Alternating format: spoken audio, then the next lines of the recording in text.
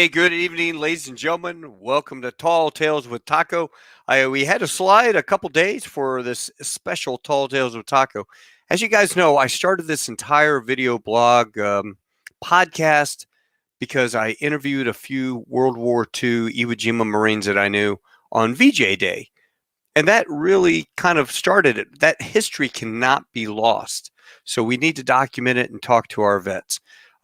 I'm very proud to be a part of Roll Call, and Mark and Mary at Roll Call bring a lot of World War II vets, Korean, Vietnam, my generation, in for lunch. And you have these incredible conversations with these gents. And I'm telling you what, if you have a chance to do this, I highly recommend it. Some of this information is going to get lost down the road. Once they're gone, it's gone. So life is not a dress rehearsal, folks. You need to live every day to its fullest. And when I mean that, I say get together with these guys, treat them like the heroes they are, and ask them a couple questions. Tonight, I've got Hank Wunderlich, who was a B-24 TailGunner. Now, for those of you who don't know what the B-24 is, it was a heavy bomber in World War II. They produced about 18,000 of these bombers. And you talk about aluminum skies, either the B-17 or the B-24s doing these dangerous missions. They carried 11 50 caliber machine guns, a large crew, probably, I think, 8,000 pounds of bombs, which in today's load, an F-18 can probably carry the same amount of bombs that an entire squadron of B-24s carried back in World War II. But at the time, this is one of the most sophisticated bombers that the United States and the world had seen, and followed B-17, B-24, then the B-29, which was a mainstay all the way through the Korean War. So without further ado, I'd like to bring on my friend Hank Wunderlich. Hank, how are you, sir? I'm doing very well today. Thank you. Awesome. Hey, do me a favor and tell your handlers back there we are live, we are on the air, and they have to be, it's verboten. They can't speak. Okay. It is suggested that you keep it silent.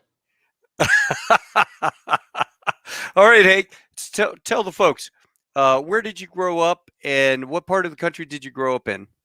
I was born and spent my life being educated in a place called Buffalo, New York.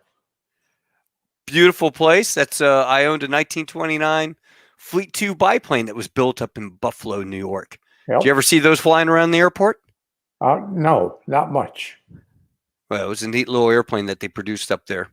And so you were 16 years old when Pearl Harbor was attacked, right? That's correct. And tell us about that. I mean, to actually experience listening to the radio and hearing. Well, we had the usual Sunday dinner and having our sauerkraut at 2 o'clock in the afternoon, Buffalo time.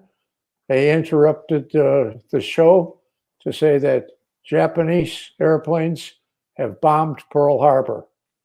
And so 27 months after World War II started, most people think it started with Pearl Harbor, but 27 months later, we were forced into war, Right. Something that made Adolf Hitler livid, because now we have to deal with Americans and American production capability.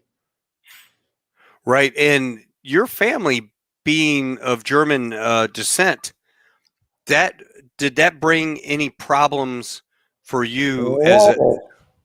Yes, indeed. My maternal grandfather was a Nazi. He went over to Germany in 1937, joined the party, and they pumped his ass full of sunshine.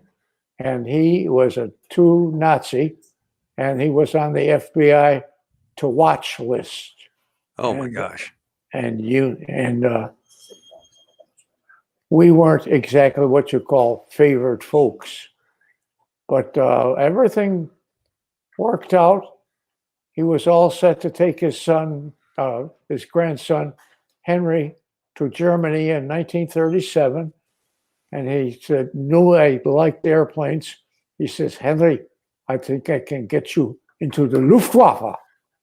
And it sounded good to me until it got as far as my father, and my father went into a rage. Like hell, he's not going to Germany. They're at war or ready for war.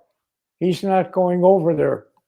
So Grandpa himself went over, joined the party, came back about 6 months later. This is 1937-ish.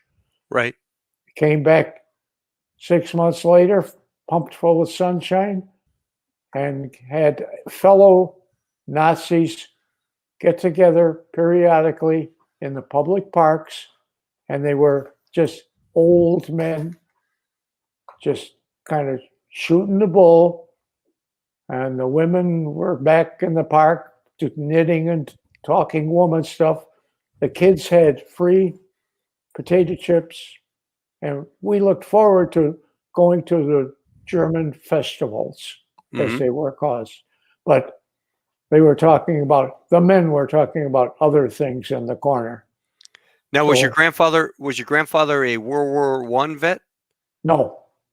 So he hadn't served in the big war, right? Yeah.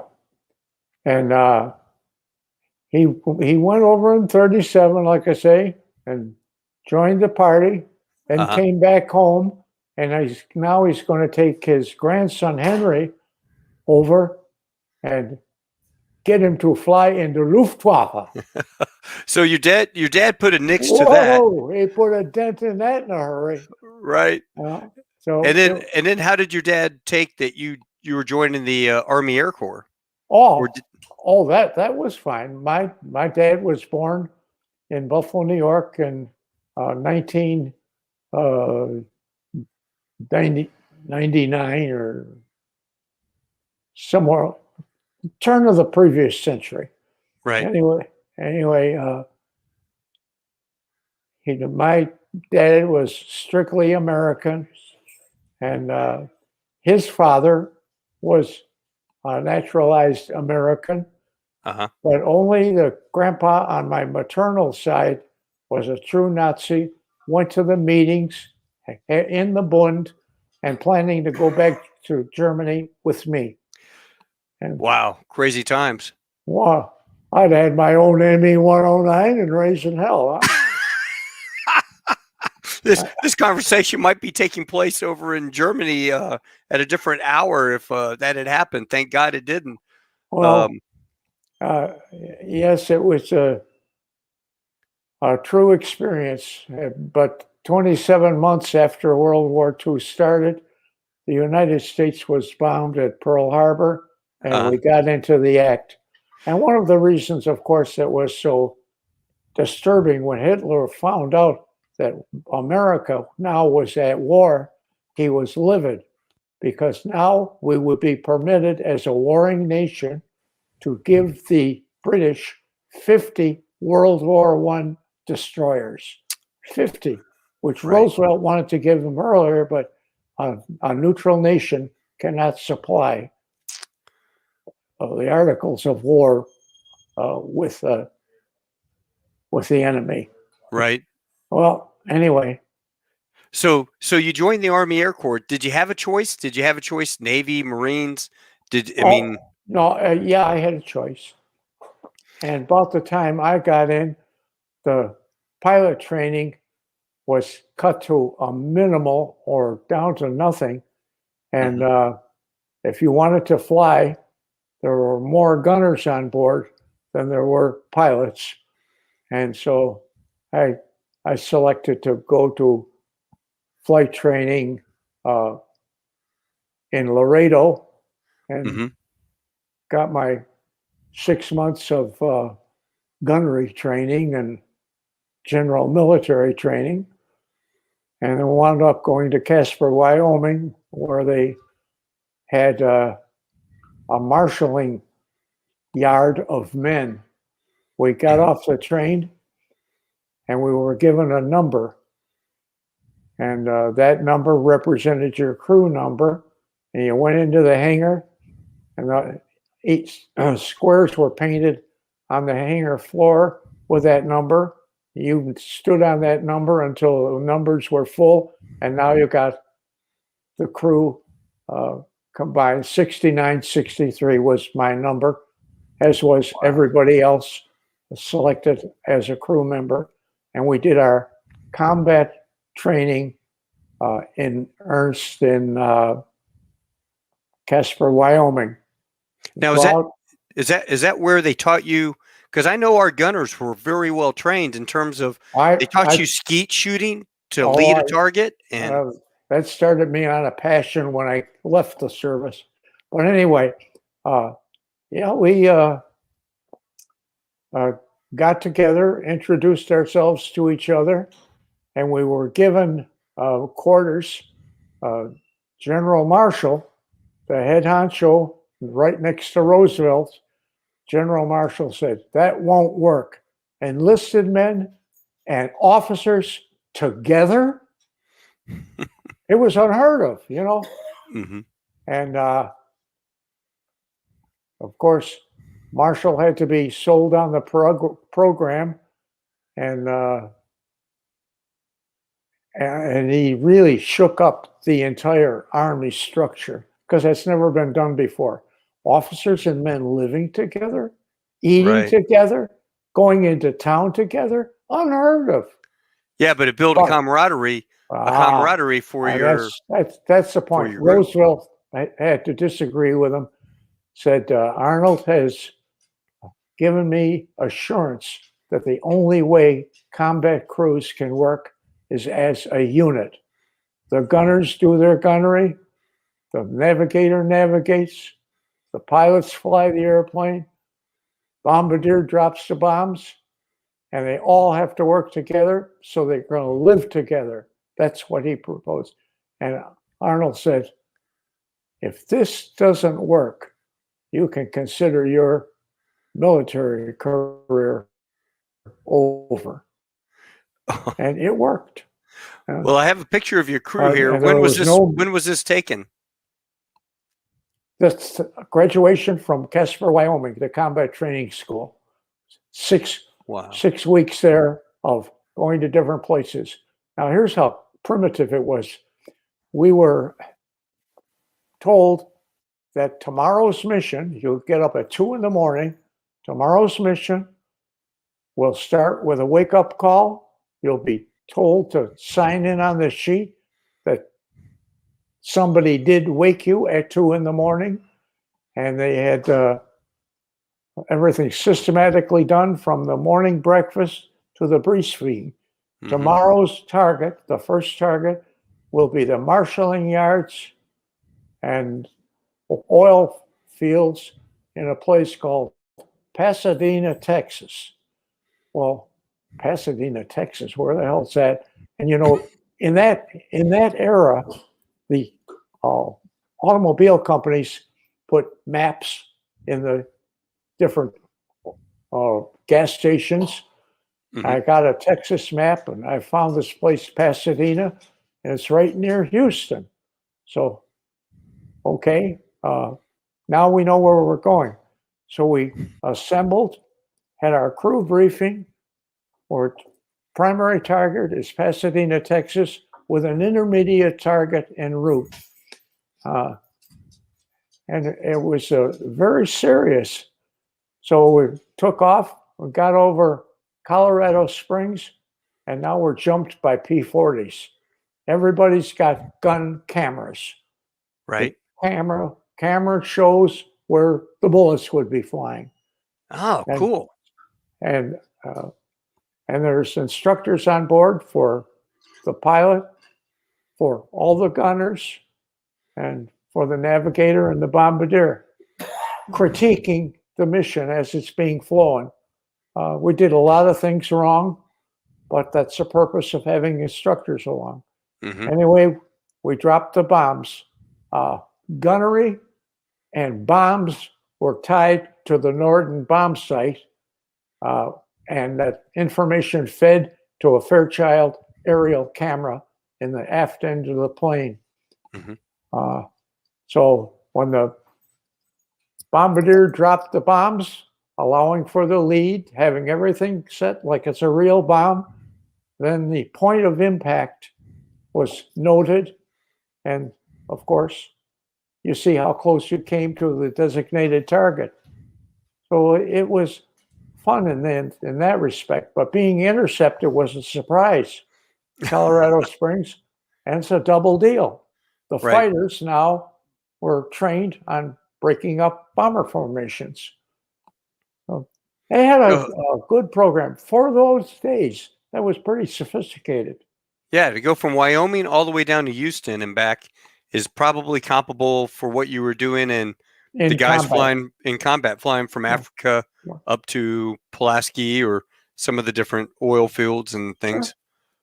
So it was very realistic, and you had to be well aware the night before to check the board to see you were flying that day after drinking all day. So little bit of that screws up too, but there were some ass chewing over that. You will be prepared when you go to bed to wake up and fly a mission. Right. But you knew that the night before. So tell me about how you guys transported as a crew. Where did you go fly to get across over to your base in Europe? Well, we finished combat training at Casper, Wyoming. We're a certified air crew now, and we were shipped to Lincoln, Nebraska, where we're being assembled to go to a place called Newfork News, Virginia. Well, you know what that means. We're ready to go overseas. So in that process, we still stuck together as crew on the Liberty ship. Now, our crew formation, 72 ships shipped out. And the convoy can go only as fast as the slowest ship, or you don't remain a convoy. Right. 6 knots. I was on a Liberty ship. 6 knots was the slowest speed, and the destroyers for escort can't go that slow.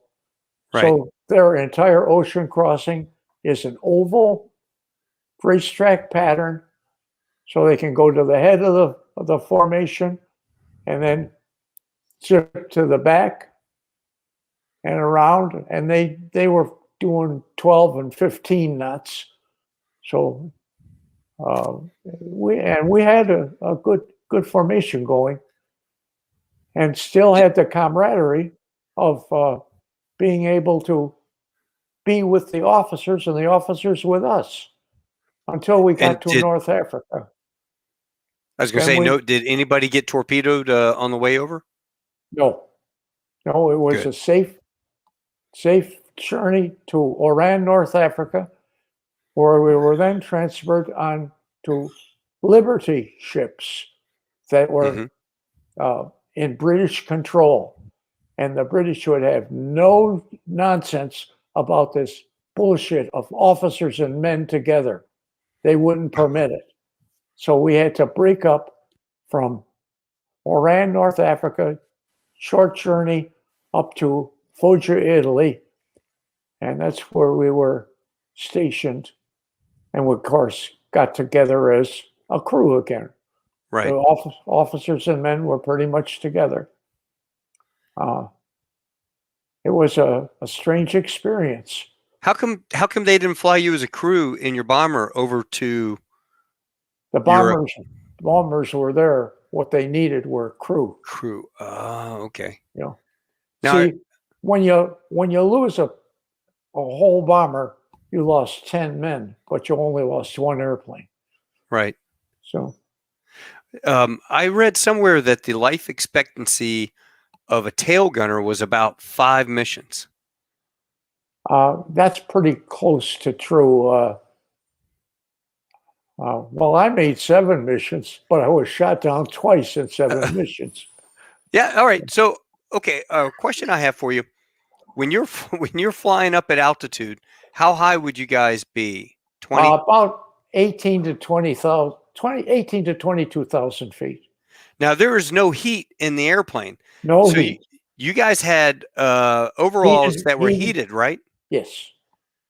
The heated suits are a good deal if you keep them cool. But if you run up the heat to make it real comfortable, you begin to sweat. And now the first garment you put on is your Bugs Bunny suit, it was called. It was a blue suit. It's fundamentally a flannel with embedded wires for heating. Right. If you tune that up to where it's nice and warm and cozy, you begin to perspire. And that underwear with fine wires in it shorts out. Now you're screwed. So the idea is to keep it on the cold side. Now, how about if you had to go to the bathroom? What did you have back there? You didn't have an old lady Jane or a piss tube, did you? If they have the funnels, yeah. But at 18 and 20,000 feet, you're way below zero. The piss hits the funnel and it freezes. Right. So it's kind of silly. We used empty ammunition boxes for defecation and for urination. But that must have been cold, so it was a quick job, right? It was a quick job.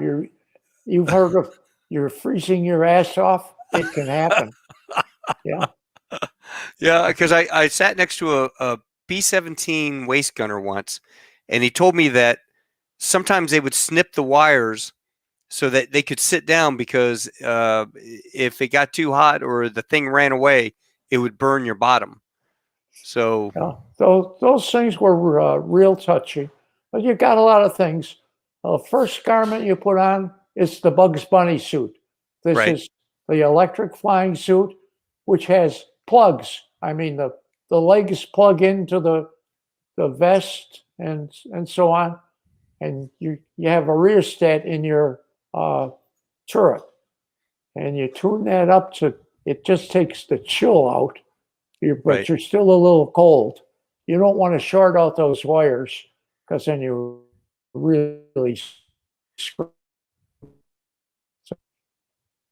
You're not so screwed that they'll do away with the mission or that airplane's not going to the target. That going to the target with your frozen ass is the way it's going to be.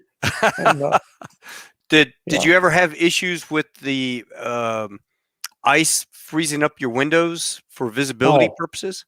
No. The windows at the tail turret were 2.5 inches of bulletproof glass.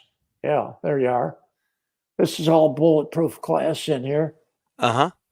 Bulletproof, so to speak. Depends what kind of ammunition's being shot at you. Right. 20 millimeter certainly is not going to stop in that windshield, is it? No. So when are those powered, those machine guns? Are they? Yeah, they're powered. This will usually go to about 60 degrees in one direction and 60 in the other, 120 degree total scan. Then there's the ball turret below here. There's a up forward over the pilot and flight engineer is another turret, see? And that's multi-machine gun. You have 10 machine guns on board.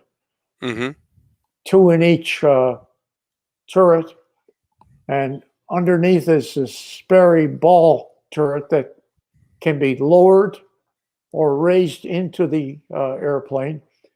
And of course, for combat, you've got to lower the thing. And you have to be a little guy to be a ball turret gunner. So which guy in this photo was the ball turret? Here's the guy in the ball turret. Oh, I'm sorry, this one. Wait, which one? This is radio operator. He can substitute, but this is the regular. Ed Brown. Ed Brown was the guy, went through all the combat missions with us, made it back home. He's from Perry, Oklahoma, a little Hicksville town with one traffic light. He was killed at that traffic light. Oh, to make it all the way through. Make it all the way through, you know. So now let's go back. I'm sorry to keep changing subjects. I don't mind jumping around. All right. So your very first mission, Did you eat breakfast? Did you puke? What were your nerves Oh, like? nerves. And realizing it's a long way from Cerignola, Italy, up to Oswiecim, Poland. Now, Oswiecim had a very large oil refinery, which was the target. It also had a place, Oswiecim had a place for horror camp for Jews. Actually, the Germans renamed it Auschwitz. So Right. Oswiecim, Poland is Auschwitz. And you know what happened? Oh, yeah. Zillions and zillions of Jews executed. And it was a horror thing. When they were liberated, the poor devils, they almost deserved death. Yeah. You know, and when you take a soldier and have him regurgitate from the sight he's seeing, it's pretty bad. Right. Yes, sir. So your first mission, how long was that mission from Italy up there, do you think? All the way round trip. If you made the round trip, it was 10 hours. Wow. We made the trip, dropped the bombs, turned around, head back, and everything was cool until we got into Yugoslavia. And there, gun crews brought us down. But Lieutenant Coe used the bell system for evacuate the airplane, you know, a series of dits and das to evacuate. So how did you guys get hit with flak? Was it the 88 millimeter? Yep. And we just were stunned that he's got the evacuate button pushed, but the airplane was really coming apart.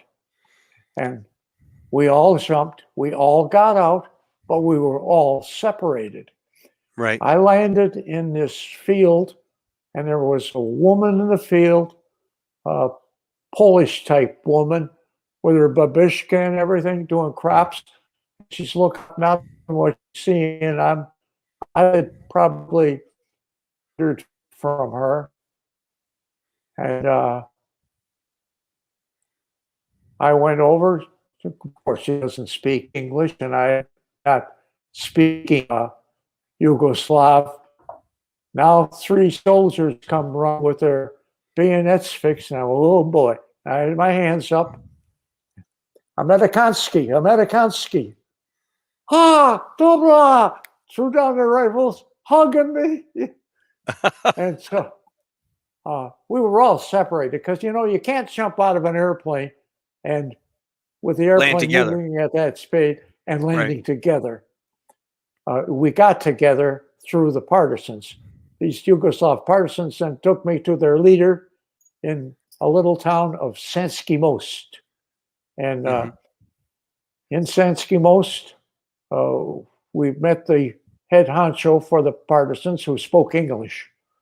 And he warned us not to do any dealings with finances. Said, if you want anything, this is the building you come to. We can give you apples. We can give you oranges. Right. And we can give you an armed guard. So each man had an armed guard, and you stuck with him. If you had to get up and take a piss during the night, you were in a different place each night. And you were moved. Of course, they're talking to each other, and I have no idea where we're going, but I was kind of assigned this man to take care of me. And when he says, oh, get up, you know, and then run, stay with him. And the captain of the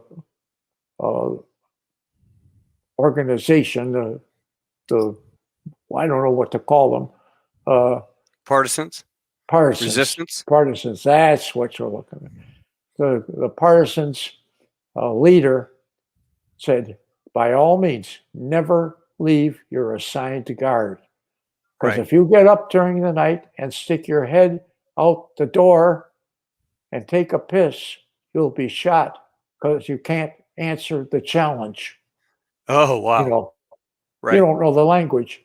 And so always wake up your guard and pissen, they understand.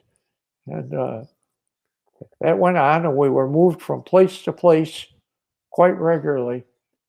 And we never really did get together as a group, except my radio operator, Smokey, the little guy. He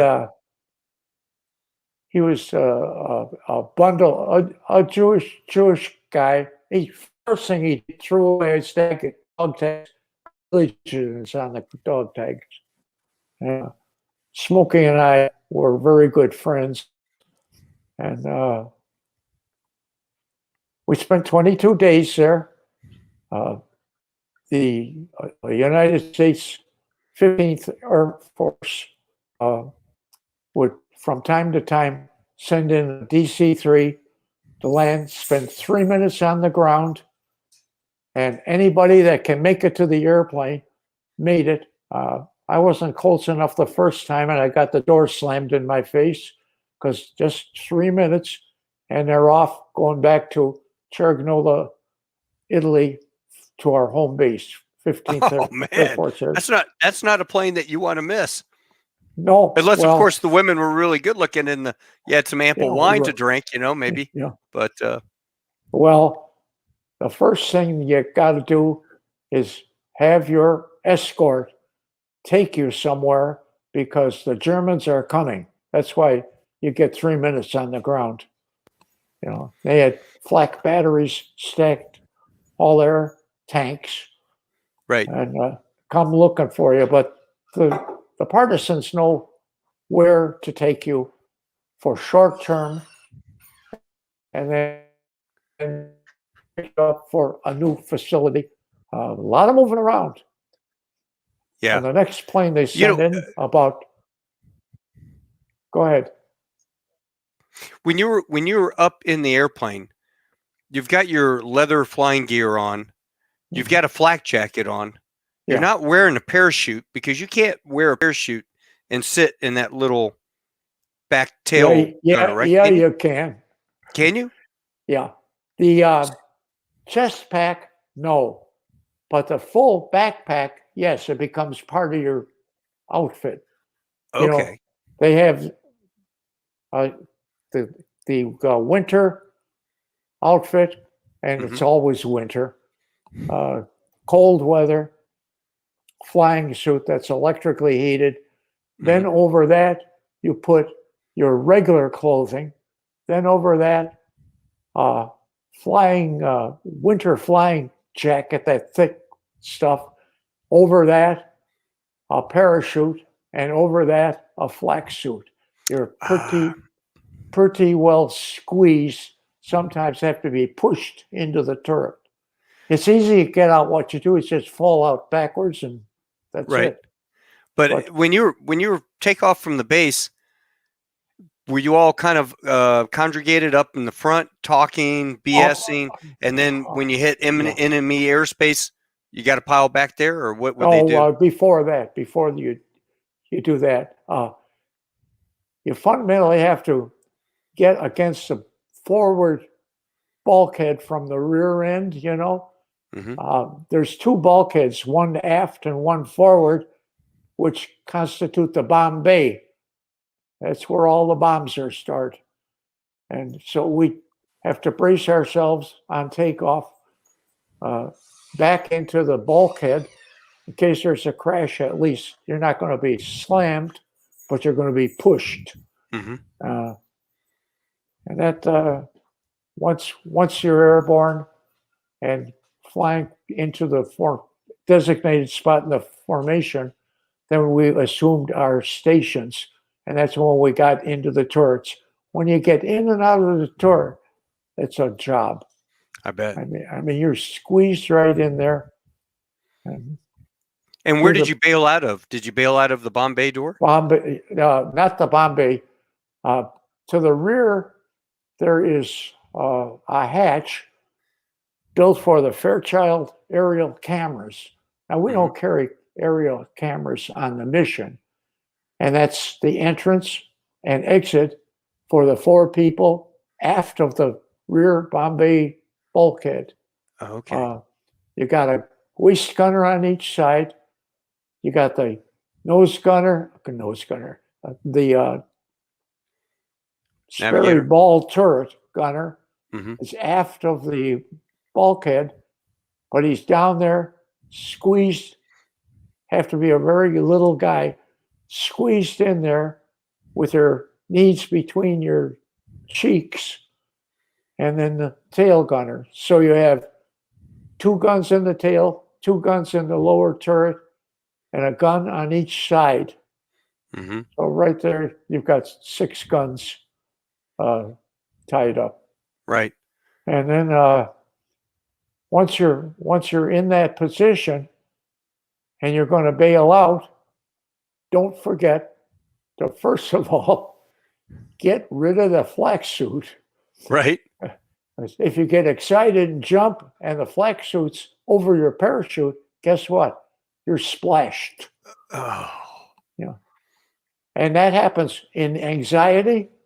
People jump and didn't get rid of the flak suit.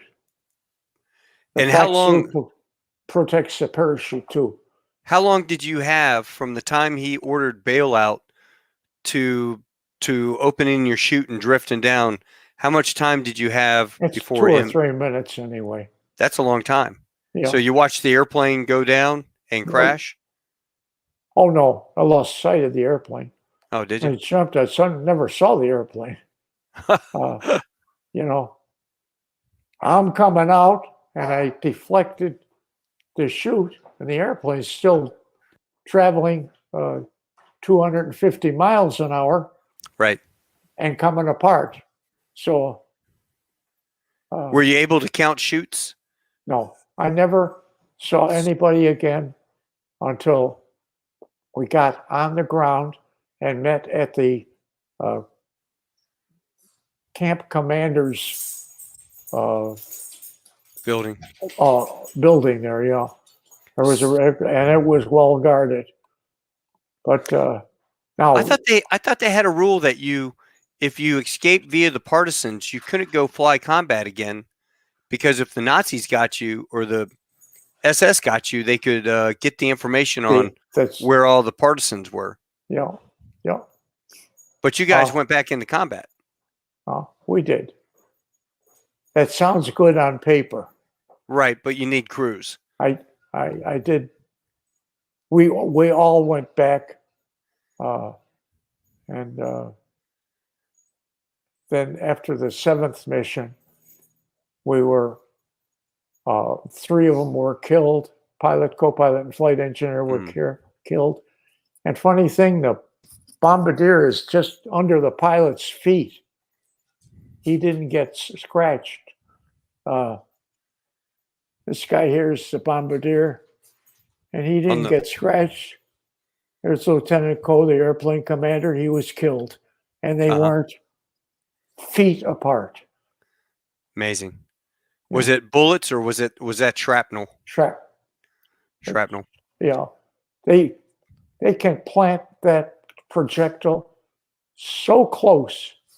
You know, you get within 50 feet or so, the flak comes apart. It's red hot, and it's got velocity. Goes into the airplane. Does a hell of a lot of damage. And this is all little pieces of hot steel. Right. And that shell stands about that high off the ground, 88 millimeter. Yeah, that was a good gun. It was accurate. Well, they made it accurate. Yeah. They get enough practice to where they can pretty well plant it. All you need to know is the altitude that you want the detonation to take place. Mm-hmm. And that's easy because the airplanes, the German airplanes that are maybe well out of reach, they may be a mile from you, can radio the altitude of the formation to the flak battery and have a dead nuts how high you are, so they Right. know exactly where to set the fuse. And did you guys have fighter escort during these missions? Oh, no, no. Really? We had the Negro group in their P-51s. Tuskegee Airmen? Sure. Yeah. Tuskegee Airmen. And they take off from their base, and we would spend, I think, probably close to 45 minutes or so just forming into the formation, because you got to get up, you climb in circles so you don't get away from one another, form into the formation. Formation generally for a squadron, 8 to 12 planes. For the group, you'll have 4 squadrons. So you're up around 50 airplanes for a squadron. And not until you're all formed can you go onward now towards the target. Then you pick up the Tuskegee Airmen. They're flying their P-47s, well armed. We're now over friendly territory, crossing the Adriatic Sea, on up into Yugoslavia and northward toward Poland. But that all They didn't have takes the range for that. time and fuel, because the big deal is you don't want to spend too much time getting to altitude where you can lean it out good, and then you need fuel coming back. The only thing about fuel coming back is you've unloaded 8,000 to 12,000 pounds of bombs. Right. And you can really power back. And well, let's go to your second mission. And, that was a terrible, from your terrible second mission, your second mission to the 7th mission. Did you get any trigger time on some Messerschmitts? Nothing. No, very little opposition. Very little opposition. We didn't do too much shooting. The most shooting was done out of our base at Cerignola, Italy, at the tip of Italy into the Adriatic Sea. There's an isle, and that the southern portion of that had a very heavy shipping yard. And from our base to that projected target, we made the round trip in about 4 hours. That was a nice short mission, but it's low level and plenty of opposition. Right. Yeah. I saw a B-24 from our formation just vanish, just a ball of fire. Especially if they got that explosion inside the bomb bay, right? Or anywhere inside the airplane. Fuel alone, that's a lot of fire. Right. Now, did you ever see the movie The Rear Gunner with Burgess Meredith? No, I did not. It came out in 1943, and it's actually all about you. I mean, they take the guys, the same thing. They take the guys and they teach them how to skeet shoot, and then they put them on these convoys with trucks and machine guns, and they shoot at targets to lead, and then they finally get them in an airplane in the back of like a T6 Texan, and then they put them in the real airplane, and it's just a neat it's a movie of good, what you all did. The program at Laredo was really made for gunnery. It was a big skeet center, right, in the peaceful days. Right. It started me on kind of a second career, because I fell in love with skeet shooting, and I was in the nationals 2 years, and I was a heavy competitor, and I did my flying too. But Nice. It Well, that's certainly urged me to go because it was such fun. And you've got to learn to get ahead of the target because the target, the shot pattern is going toward the target. It's also in motion, and the target's in motion, and you'd like the shot to get there at the same time the target gets there. right. Literally, the target flies into the shot. And I learned a lot about shooting, and I was kind of obsessed with it. Like I said, Well, tell me about your 7th mission when you got shot down. What happened? That was going to be an easy mission. Nothing's easy, right?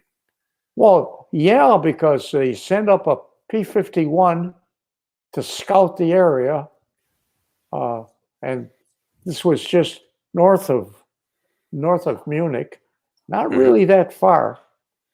And then we didn't get much opposition at all. And then all of a sudden, all hell broke loose, and we were fairly low. This was about 18,000 feet. And it just came boom, boom, boom, boom, boom, so suddenly, nothing happened. And all of a sudden the sky opened up. This is daytime bombing too. Oh, it's daytime, yeah.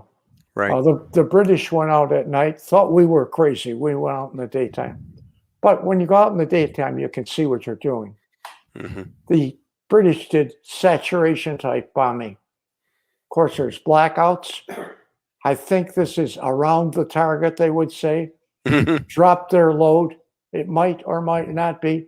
You'll never know till the damage is done and evaluated the next day by observation planes that'll fly over.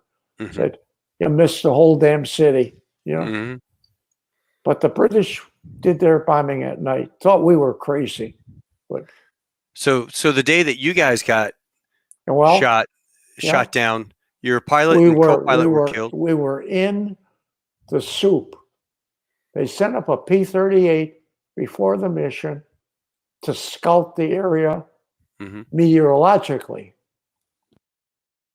And the weather looked good. Came back, it's a go.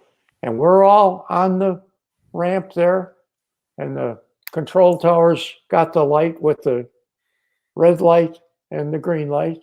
Red light, we're not going to go. Take your airplane back to the ramp and go about your business. But we got a green light on that, and when we got up there, there was some pretty heavy weather. And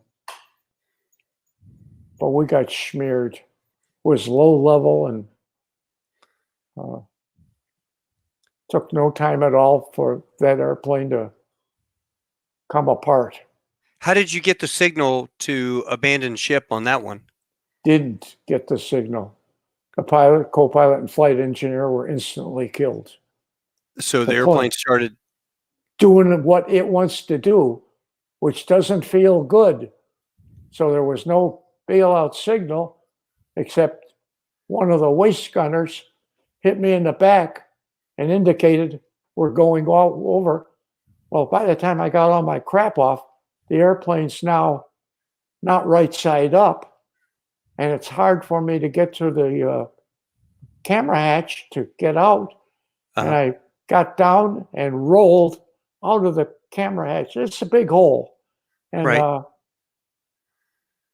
and pulled the ripcord, and there they were waiting for me.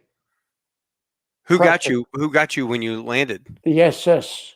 Oh, not good. Not good at all. They normally killed their POWs. How did you manage to get out of that one? Well, God looks after drunk idiots and tailgunners, right? No, I'm here today courtesy of Germany's Luftwaffe. We're captured by the SS. Not we. I was captured by the SS and taken to what amounts to a half-S type prison where they kept their prisoners like in cages. And I was told by my guard, who was a young 17-year-old guy, upset because he was pulled out of medical school to serve in the army. And I talked to him. He spoke good English, and I did pretty good German. So at that time, and he told me that next week the Feldwebel, the sergeant, is ordering my execution. And to this day, there isn't a thing that ever happened to me to this day that scared me more than I was at.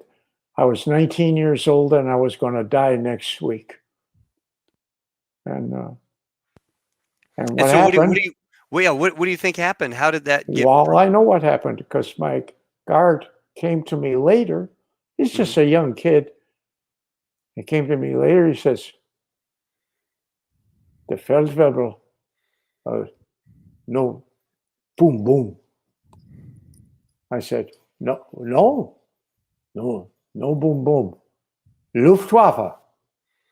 I'll take you prisoner now."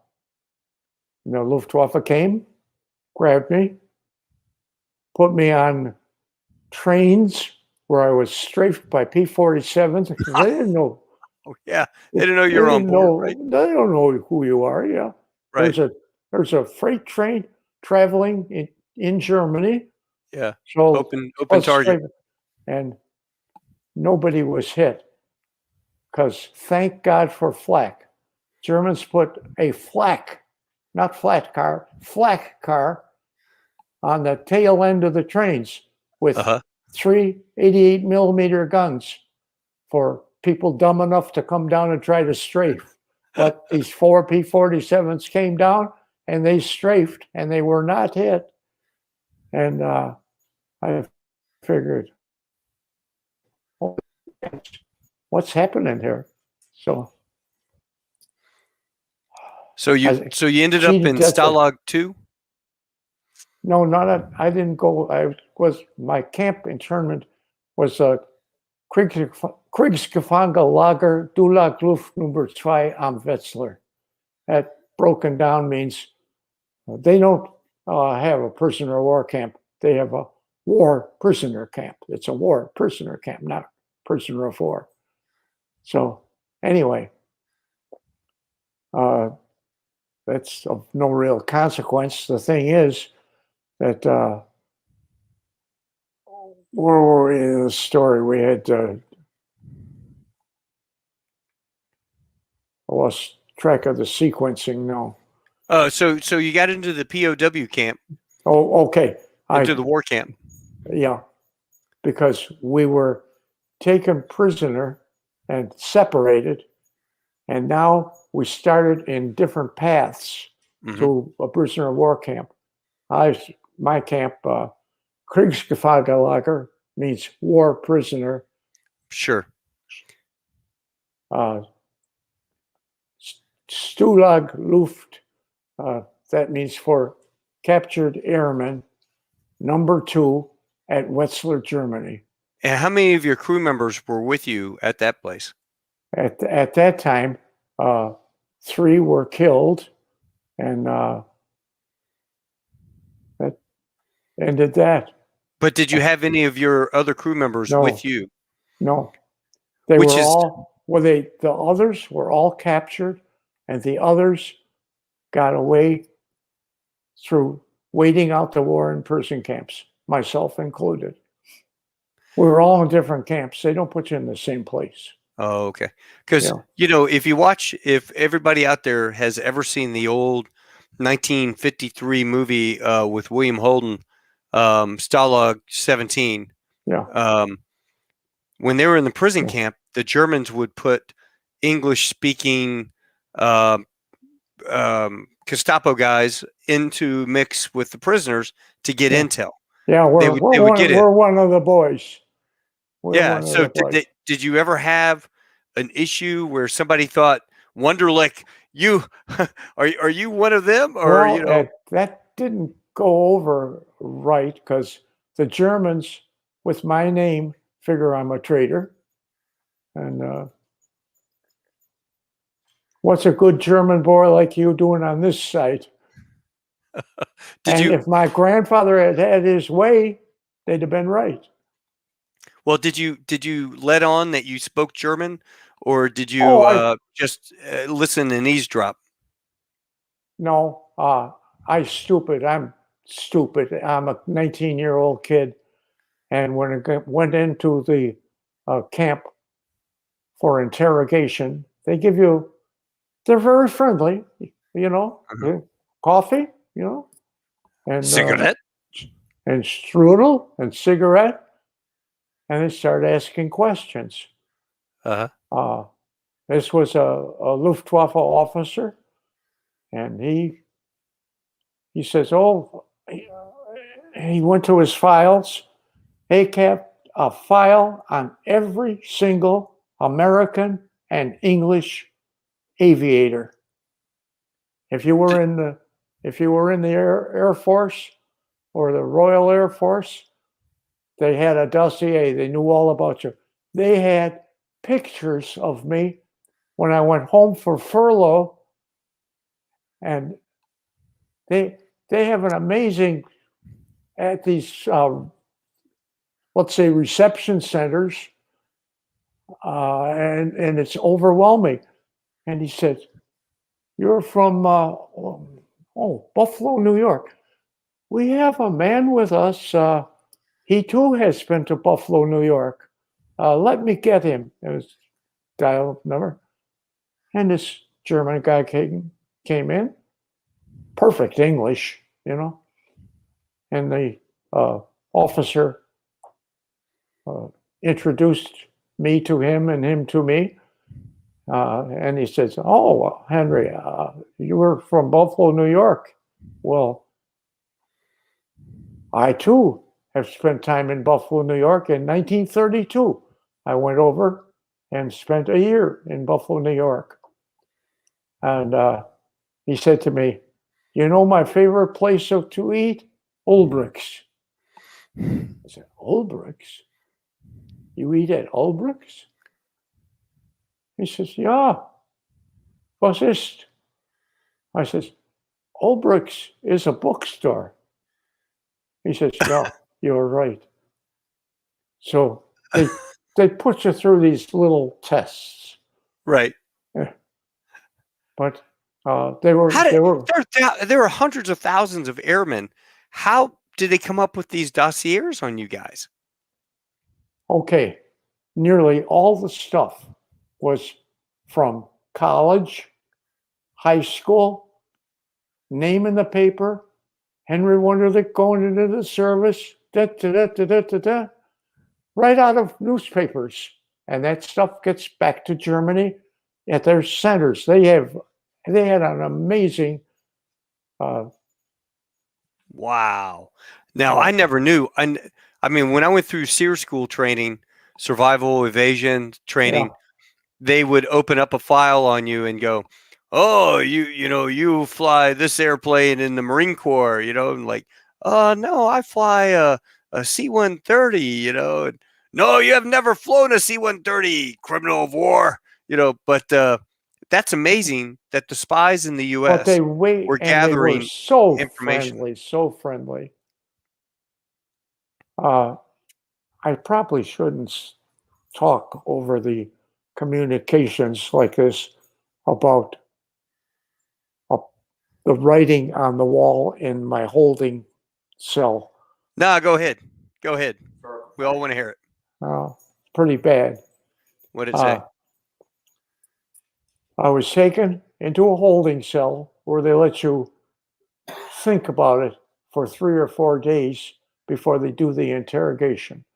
First thing I got into the holding cell, I said, "Jesus, where did the guy get the pencil?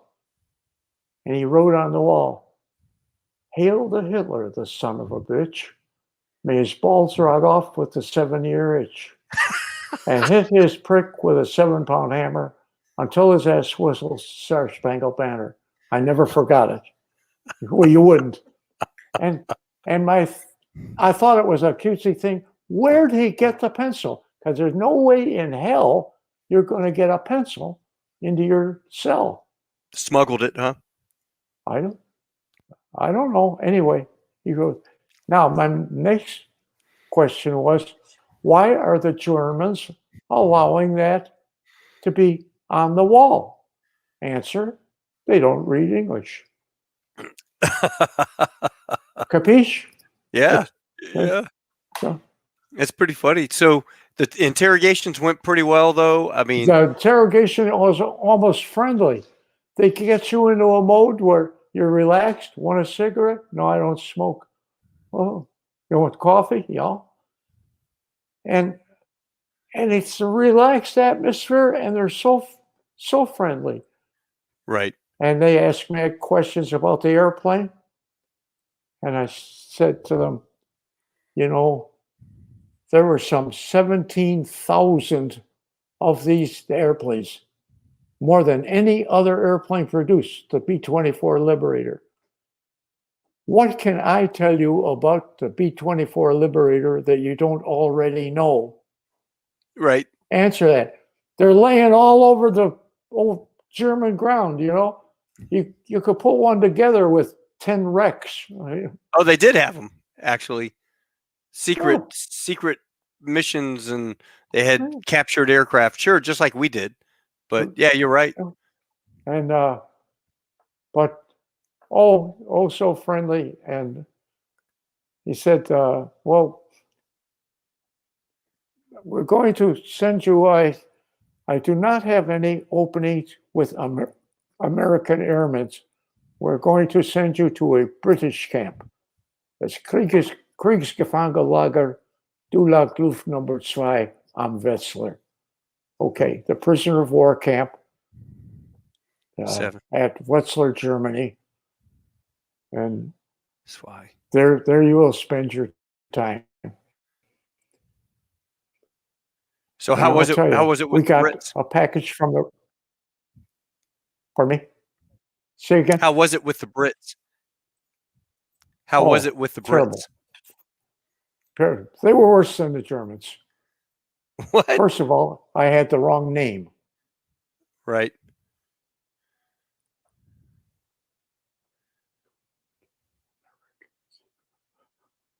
I've lost you there for a second. Yeah, well, I kept it down. Friggin' Americans. Let's put it that way, huh? Uh-huh. Yeah. I was not very welcome at their camp. And then when I started talking with the German guards, their English was poorer than my German. So I'm talking in German to the guards, and these British guys that have been in camp maybe 2, 3, and 4 years looking at me. And one pilot came up to me, he said, "Which side are you on? Let's get this straight right now." Scary. Yeah. Yeah. And then it dawned on me, I should be more fearful of my fellow prisoner. And so I stopped and I explained to the Germans why I can't do it. And they understood. Yeah. Ich verstehe. Ich verstehe, ja. So, ich spreche ein bisschen Deutsch. Yeah. Nicht gut for your health. So, what happened? You talked about spotting an observation plane coming in. You knew that you guys were going to get liberated. Then, well, what happened? We started hearing heavy artillery way down the line somewhere that got louder and louder. And then we got this ring of rifle fire. So was in the town. Mm-hmm. Wetzlar was the town in which that camp was located. Mm-hmm. And now you could hear shooting in town. And one morning, there was what amounts to a J3 Cub for observation purposes, comes about 100 feet off the ground and looking for everybody. But in advance of that, when the rifle fire was in the local vicinity, what the commandant did very wisely, put white strips of cloth all the way around. All German guards will rack their guns. And when the plane came over, the guards and us were all like, all buddy. I want them to know that the camp is fundamentally out of German control. And this tells the people in town about 3 or 4 miles away that it would be safe to run troops up there in a truck, and disembark and then take the German prisoners. And all they worried about was their family. In Germany, when you're a camp guard, you can have your family right in a nice little, well, let's say half-assed home. So your wife is there, and you get to eat together and all that good stuff. But so but when you escaped, tell us what you did. Oh, we didn't escape. I'm losing you. The troops and the troops and figure they can advance by truck with soldiers and come and commandeer the camp, and that's exactly what happened. But didn't you get the pistol from the commandant and the map? Oh yeah, and I still have the map. Big tank. We had to go to France. We were hospitalized for a month to take care of nutrition. You just can't come out of a prison camp and have steak and potatoes and all that good stuff. We lived on egg nog for a long time. And how long were you a prisoner? 92 days. So, wow. But when we were put in Allied control, we were all hospitalized for a month to bring us nutritionally up to standards. You just can't say, hey, have some pudding, and we're pretty malnutritioned. Right. And the Germans didn't have much to eat either. But Red Cross sends through stuff. A lot of that stuff never made it to the camp. It made it to the camp commandant, and it made it to the guards and the guards' family. A lot of that. Right. Well, what are you going to do? You're going to feed the prisoners or your family? Family, right? Yeah, I could see that. So they liberated you, and you got on a ship after your no, we were all taken by plane from Wetzlar, Germany to France on the coast of France. Anyway, hospitalized for a month. Then we were assigned to a facility that separates one from the other, and eventually took a ship back to the United States. Well, Hank, I'm starting to lose you. Your audio quality is really degraded, but before we sign off, I wanted to post a couple things on here. It says, howdy, Hank. This is Bobby DeIce. Remember when I did the article for the QB Beam and you told me you went to Laredo, Texas for gunnery training? And what I didn't ask was, did any of you guys go across the river to Nuevo Laredo? We were well in advance informed. Now, what was funnier than hell, the sergeant said, you can go over to Laredo. You're going to run into all kind of stuff, whorehouses and women trying to hornswoggle money from you, Uh-huh. scantily clad women.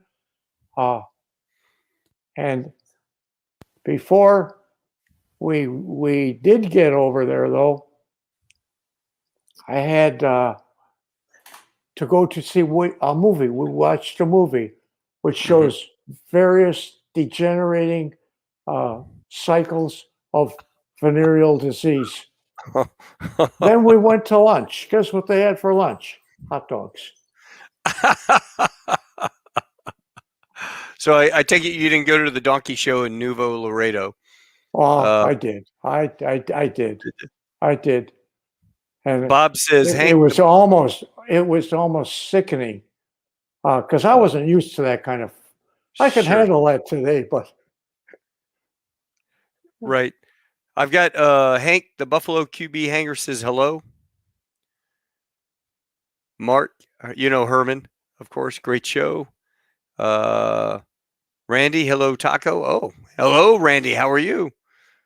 Let's see, Kevin Meckler. This is a Marine with a Distinguished Flying Cross. Thanks for sharing. I can't wait to get him on. Eddie Green, he's an Air Force story, or Air Force C-130 pilot gunship guy. Loved his story about his first time in the cell, what it said on the wall. Got to run for now. He's a great guy. See, Bob also says, need to sign off now. Thanks, Hank from New York. Carlton, great show. He's a buddy of mine, former Army and now up and rising actor, famous. Paul Ward is a docent out at the Midway in San Diego. This has been fascinating, enlightening, and at times heart-wrenching. Hank, thanks so much for your heroic service and humor that kept you through difficult times. Amen. So you got quite the fan club out there, Hank. Well, I love QB. Well, I tell you what, speaking of that, I'm going to drop you off, and we'll talk for a couple minutes after I sign off and shut the show down, and then we'll circle back and take care of our fellow QBs. Sound good? Sure. All right. Hold on 1 second. I'm going to pull you back out. Ladies and gentlemen, Hank Wunderlich, B-24 TailGunner, 7 missions in Europe, and he got his 8th mission while flying in a B-24 with the Collins Foundation. And this is a picture of the B-24, and he was able to go up and go flying in it. And here's Hank here, bringing back some memories, right? Yep. And notice it's summer, and I'm wearing a coat. Yeah. Yeah. Cold.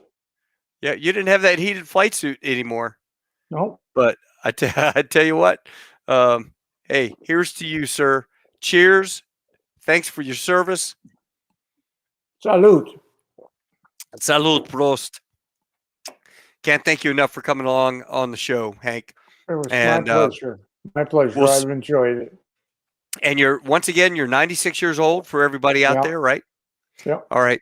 And for my fellow QBs, you guys are going to get another email. We'll have a special talk with Hank on the email that's coming out to you, folks. Hey, listen, Hank, I'll talk to you in a bit. Thanks again for coming along with us tonight. Tell Herman I'll get up with him in just a minute. I'm going to bring you back. I'm going to take you up on that, all right? But we're going to get better internet reception because you're pixelating, unfortunately, and we need to have a good, crisp Hank. All right, hold on a second, Hank. Well, ladies and gentlemen, I hope you enjoyed Tall Tales with Taco on Thursday, the 29th of July. It certainly has been a great session with Hank.